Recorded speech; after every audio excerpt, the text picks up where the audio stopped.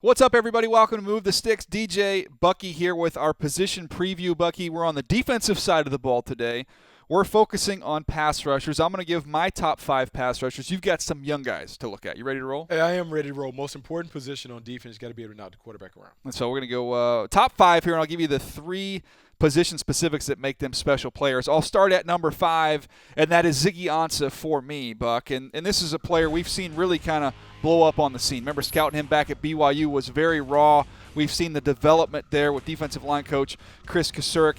I love his length, which is what you want in a pass rusher, to be able to get the hands off. He does that extremely well. He's got that get-off burst, which is number 2 on my list for things I love about Ziggy Ansah.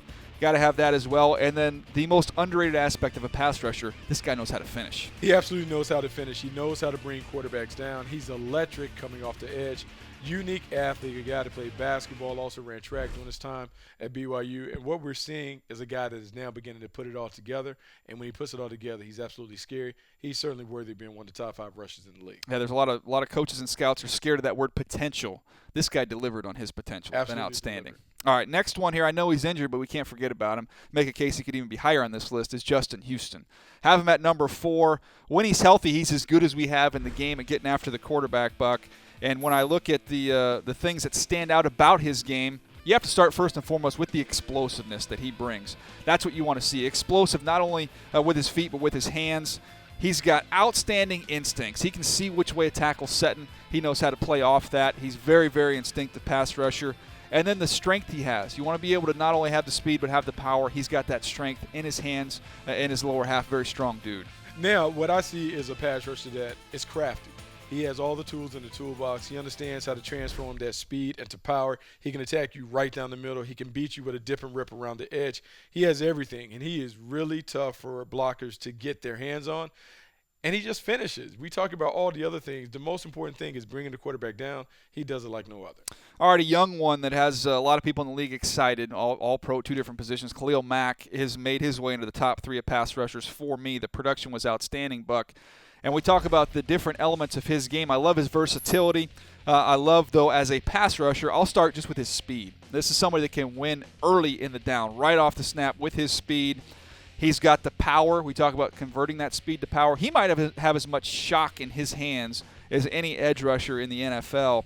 And that brings me to the last point, which is his hands. Not only does he have that power, he's learning a lot of different ways to use those hands, different swipe moves and different hand moves as he continues to develop and evolve as a player. Hey, the best way that I can describe him, he's a bully. He is a bully off the edge, a power-based game, does a great job of using his hands. They have done a great job on that defensive line, putting him alongside Mario Edwards Jr. Mario Edwards Jr. is able to create some penetration. It allows Khalil Mack to get around the corner and really forces the quarterback to run right into him. I like what Oakland is building. Khalil Mack has been a dominant player for the Raiders since he stepped into the lineup. All right, Bucky, I don't know if you're a big fan of claymation, but this next guy is he's that. Remember that little green? Yeah. Gumby? Yeah. Remember him? That's Von Miller. The guy is Gumby. He's unbelievable, Buck. And to me, I have him at number 2 on my list. I start with that ability to bend. He does superhuman stuff. There's a little dab for you. But his ability to bend around the edge, to dip underneath tackles and flatten to the quarterback is outstanding. I go back again to the get-off that he has. All those elite pass rushers have that elite get-off, and he wins right now. And then finally, the awareness. Talked a little bit about the instincts with the Justin Houston, the awareness of Von Miller to know when a quarterback's climbing in the pocket, how to adjust his rush. He is so dang instinctive and aware as a rusher. You know, he's the gold standard at the position. The way that he is able to come around the corner, the snap count anticipation, the get off. Look, he wears 58. Reminds me of my former teammate, the late Derek Thomas, in terms of his ability to bend and burst around the corner. He has added the tomahawk chalk, meaning that he's able to knock the ball loose from the quarterback. He's a dominant player. He's been a dominant player. He is worthy of being a guy that we talk about in the conversation as the best pass rusher in the league. I'm going to see if you disagree with me then, because I have him at number 2. My number 1 guy, J.J. Watt, I know he's got a little back issue right now, but when he comes back, I think he's the best pass rusher in the league. He can do it from outside. You can slide him inside. One-on-one, he is a nightmare. I don't care if you're left tackle, right tackle. If you got help, I don't care if you got a tight end or a back, he still finds his way to the quarterback.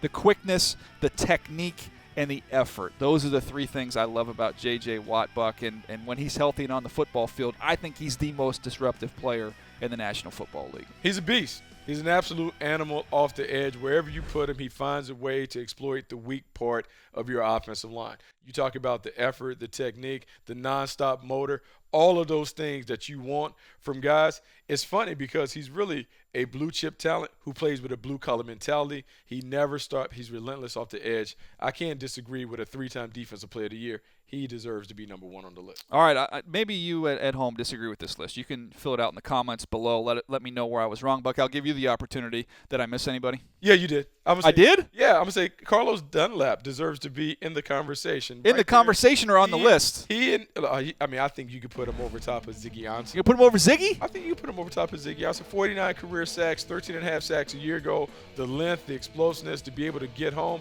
He is only getting better and better in his 7th season. I think he's a guy that's beginning to round into peak form.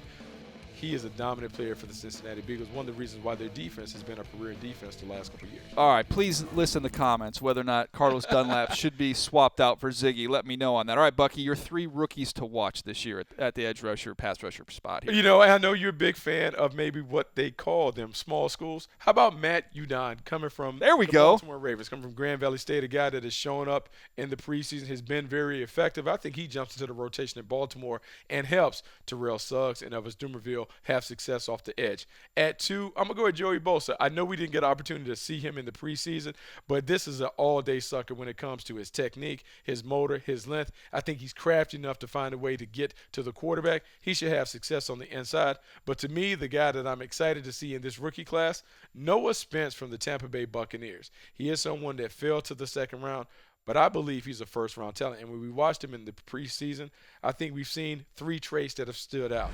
To me, the first trait is his get-off. His snap count anticipation, his quickness, his ability to bend and burst around the edge. He's going to be problematic for offensive tackles when he gets one-on-one situations.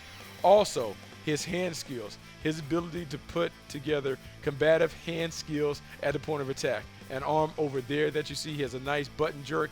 As he continues to get better, I think he's going to really wear you out with his technique. And then his motor. Look, he didn't play with a high level of intensity consistently at Eastern Kentucky, but we saw at the Senior Bowl, nonstop, relentless. He was dominant, nearly unblockable down there amongst his peers. I think he's continued to show some of those things in the preseason. I like your list there, Bucky. I think people are going to be okay with yours. They might disagree with mine. You know, Buck, we've said what we think here. Yeah, let us know what you think. Make sure you leave your comments below. Make sure you hit us up on YouTube. All right, and then we have plenty more position previews as we march towards the start of the 2016 season. You can find them all on our YouTube channel. That's the NFL channel, and search all Move the Sticks for all of your needs there. We got a lot of stuff coming your way.